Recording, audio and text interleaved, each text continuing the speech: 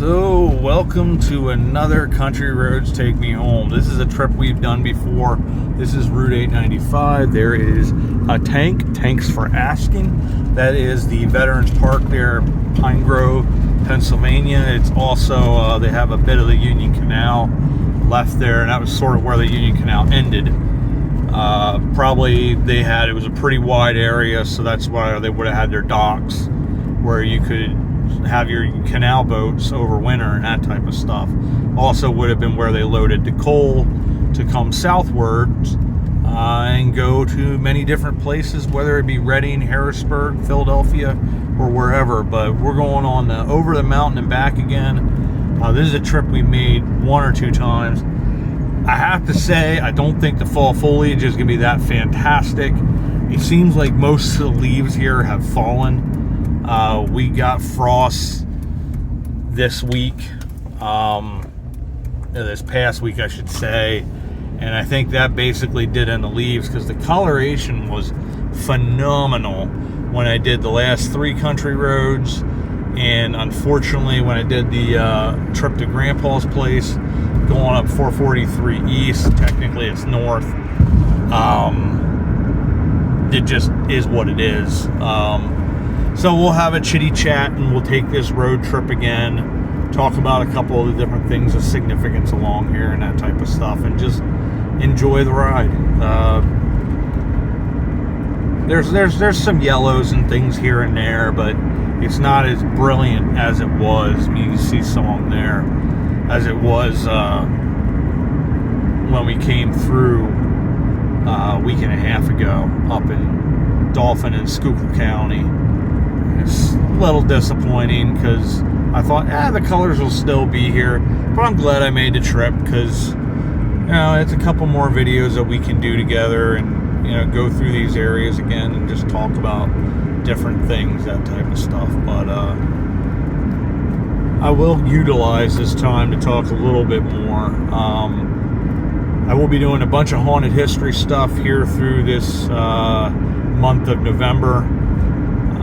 Sometime in December is when we'll start some more of the Yuletide tales and go from there. I'm going to probably concentrate less on the Yuletide characters. I'll have some if I find some really intriguing ones, but it'll probably be more on traditions and different things, where they came from, where they originated from, that type of stuff.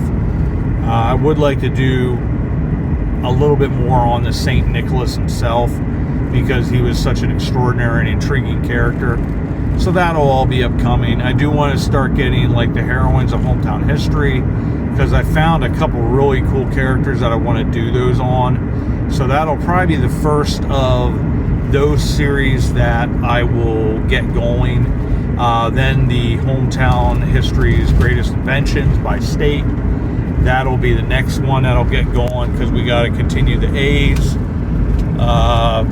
Tales of hometown history, I've got a couple of those different cool stories with animals. One's Judy, is a dog, pretty cool animal, and then there's another one that bit some guy in the backside and brought him to justice.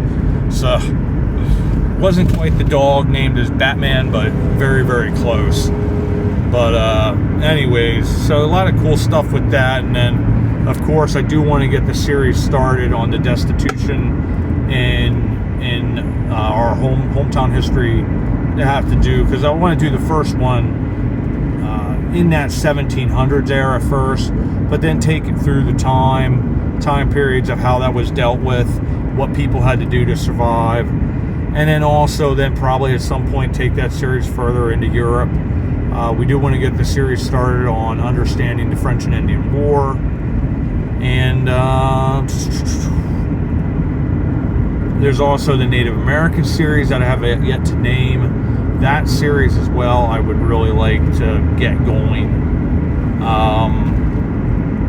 Something else too that I'm missing, but a lot of cool stuff for the channel. It's just, and a lot of these videos still I have just to finish up some editing and things of that nature. That I got coming up too. Some of that stuff. We'll have some unique videos and get those done, and talk a little bit more about those things, try to go out and start getting more of my shorts filming done, so we have a bunch of those to fit in every single day. Just have unique features to the channel and do all that stuff. But we're going to be coming up here on the left here shortly, and this is always beautiful when the Amish come up the mountain. It's insane. But we might actually, no, we didn't go by here. This is Pilgeroo. That is the fountain, which is right down there. It's a spring.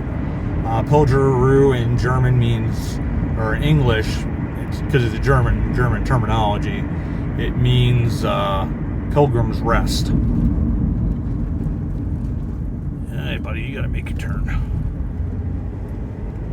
This is not been a pleasant drive like it normally is, but a couple people that have their homes situated on the edge of the mountain. Actually, the colors over on this side are sort of pretty. At least we might get half the, when we go up over 645, then maybe we'll have pretty nice colors over there as well. But started at Greenpoint, everything was dead. Because once you get on the other side of the Blue Mountain, it just basically, everything changes. Because I know we would have in winter, when I lived there as a kid, we would be getting snow, and on the other side of the mountain, they really didn't get much of anything. So like our weather would be just completely different. But anyways, Pilgeroo was Count Zinzendorf. They always make the joke that Zinzendorf is everywhere. He was the American father of the Moravian Church, and he is the man who founded Lidditz, Pennsylvania. He also is the one that named Pilgeroo. This is a spring that had been there for thousands of years. It was basically a Native American trail that they had used for probably, once again, thousands of years. And they used it to go north to what is present-day Sunbury. And that area is where they would make their negotiations with the Native American tribes. And at the time when Pilgeroo was named, Count Zinzendorf was going along with a couple other missionaries of Moravian faith, along with Conrad Weiser, to go and take part in some of these negotiations and also minister to the Native American tribes. So he named it Pilgeroo because it was just sort of a place going up the mountain, and it was a place of rest and crystal clear water. It's a beautiful little spring. They actually have a little monument there next to the spring as well. And right along the Appalachian Trail, like a little off the Appalachian Trail, but I've stopped there, done a number of videos, and probably will stop there at some other time as well. I believe this is where, and this is Fort Henry Road that we're going to be turning and making a right on here, and it's named after the French and Indian War era fort known as Fort Henry. And there you can see sort of that's beauty of the color that still exists. Once you get a little higher, everything's gone and done, but when you get down, you actually see that's Big Top, I think is what it is, a name like that. That's Cliff's favorite mountain because he used to live right in this area, and that was the mountain he always saw as a kid. You can see the beauty of the corn and everything through here. This is Swope Road. Yep, Swope Road. If you go back that way, that'll go by the monument for Fort Henry. And it's really pretty road back through there, actually. We've done a country roads, I think, take me home back through there.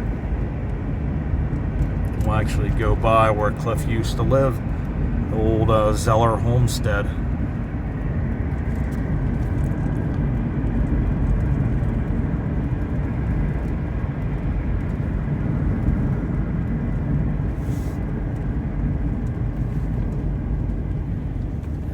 Be heading over to Route 645 to go back over the mountain again. That's why we call it over the mountain and back again, because that's what this is. I think this is one of those things when I was figuring my channel out and I hadn't quite had the Country Roads Take Me Home series started yet, I don't think. It was more just started doing a couple road trips before I made it a series. But it was just one of those things, is like, I think that'll make a good video. So I tried it out. I was like, yeah, it makes a great video. It was a lot of fun, and fun drive, beautiful drive. And it was one of those things, great times to experience with you guys together. And go across here, you can see the creek that goes right below where Cliff used to live, and there are little fishies in there. There's a squirrely squirrel, a couple of his barns and things that he built there. Like Cliff was quite a talented guy. But beautiful lane, just a beautiful home, and then having this field right next to it. A lot of memories there. Good memories. He used to raise the Tennessee fainting goats, and it used to be funny. They get excited about anything. They'd all just sort of lock up and fall over, and it was just sort of funny. They didn't get hurt. It was just, they just lock up. And I remember one time he used to go to these auctions, like farm auctions. So for some reason, somebody had a bunch of guinea pigs there, and he just bought a ton of them because they were cheap, and then he released them into the wild. And there were just guinea pigs. I remember there for a while, there were guinea pigs everywhere. And there was this really big fat one that it survived, and just, I'm surprised the hawks didn't pick them off one after another. But there were just guinea pigs running around the farm all over the place, and it was something to see. It was something wasn't normal to see, but still quite funny and cool. I think he had chickens. He had a really mean goose that used to like looking at its shadow in the hubcap of the one wheel, and got all excited. I think it was a pretty blind goose, and senile, but gooses are always good to try to keep foxes and stuff like that away. If you have one of the male drakes, they're very protective of their territory, and they will chase away to protect your chickens and your ducks and things like that. So that was one of the reasons he had him. He also had a very randy pig. It was sort of a potbelly pig. I forget what its name was, but it had an infatuation with this one black stump that was on his property, and the pig would turn on a little Barry White and put on his best pair of pants and try to impress that stump. This is a little creepy what the pig used to do, but hey, we all need love, right? So eventually I think he made good bacon out of them or something like that, because this is a bit of a mean oinky. And this is Route 645. This will lead us past Camp Swatara. There's a really cool camp over here. They have all kinds of stuff that they would do with the kids and let them experience nature. Get to see, I think, even like fossils and all kinds of stuff with insects and reptiles, and just really, really a neat place. And that's it right there, Camp Swatara. That was one of Cliff's favorite places to go. Cliff is very much in nature, as you guys all know, with his Wandering Woodsman channel. He shares that with you guys all the time.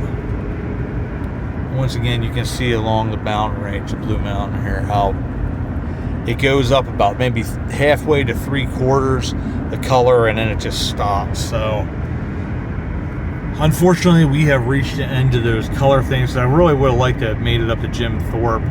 Maybe next year, then I'll get up there to show you guys the colors, because it especially is like beautiful up there with the fall foliage.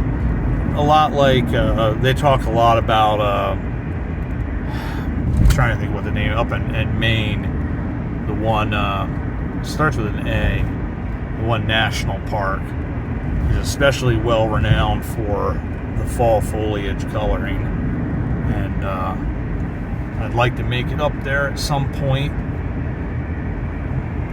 Just, for the channel, of course, but also for myself. That's one of those places that's on my bucket list to go, just because of the natural beauty of it, and being right along the ocean, just such a neat place. But anywho, here the colors are actually quite nice. Gives you a little bit of view of these going right through an area that's still got pretty much all its color. Probably not for more than a week yet anymore, and then that'll be gone as well. And we will be getting closer and closer into that season that some of us adore, but I think a lot of us try to ignore. Winter, winter, winter. Walking in the winter wonderland. I used to not bother me, and then I got fired from my mouth shut, and then everything hurts, and it's like, nope. And just so everybody knows, this is a stop sign that you can go through if you're going right. Because I know before people are like, you had a stop sign there, you went right through. It's like, no, it has, except right turn. You're allowed to be a smooth criminal here and there. Switcheroo the hands. Colors are really nice through here as well. And it's a beautiful day if you enjoy being out on a motorcycle. This has got to be a gorgeous day to be out. The sky is just stunningly blue. Temperatures are nice. This will probably be one of the last really, really nice days this year for getting out and not being too cold or anything like that. And as always, which unfortunately the views are not that great right now because it seems like there's some kind of fogginess or whatever. You can see a little bit over there. Maybe you guys can see with the camera faced over there, like the view and how high up we are, but it's not, it's a little something going on there that the view isn't perfect like it can be. Over there on 501, there is that vista at the top of the mountain. I'm not up to trying to do that yet because I prefer not to fall down the mountain. But at some point, I'm going to do that with you guys again so you guys can get the beautiful views from up there. I think that'll make for some really nice shorts as well. This is always a little terrifying going down the 645 side. Well, either side, sort of. This one's worse because it's a lot more turny. But this is not a place you'd want your brakes to go out. You definitely get the smell of the stinky brake syndrome. And you start to wonder, like, am I gonna die? I'm not ready. But it is a beautiful drive going up over the mountain on 501 side, which is a little higher than this one. A lot more traffic. And 645 is a more turny on the lower part of the mountain range, and it's just another nice way to go up the mountain. Definitely want to do this, either of them, in winter. Just take the good old 443 route to get to Pine Grove. A lot safer. Oh, they're cutting out all the trees. I always hate to see that. I mean, you understand to a certain degree that you have to have it done, but it's just areas that you know since childhood, you sort of get very disappointed. I was very unhappy when they logged around our log cabin. A number of people, the prices were really, really good at that time, and we had this idiot that came and just was ignorant and just a jack you could fill in a jack donkey, and he made a mess. Completely clear cut everything, destroyed it. And yeah, it's like my dad specifically bought that log cabin for the view of being in that valley, that hollow, if you will, and it just got destroyed. And it was a shame because it was such a beautiful place, such a beautiful surrounding, and then they ruined it, you know. But well, anyways, we're almost at an end of another journey here. Country Roads Take Me Home. This is over the mountain and back again. And as always, I want to say thanks everybody for coming along. We got some decent colors. Wasn't phenomenal. This one was a lot better than the road to Grandpa's house, color-wise. Good trip, but just not a whole lot of color. It is what it is. Sad face. So, thank you as always, everybody, for coming along. And as always, we will see you all about town.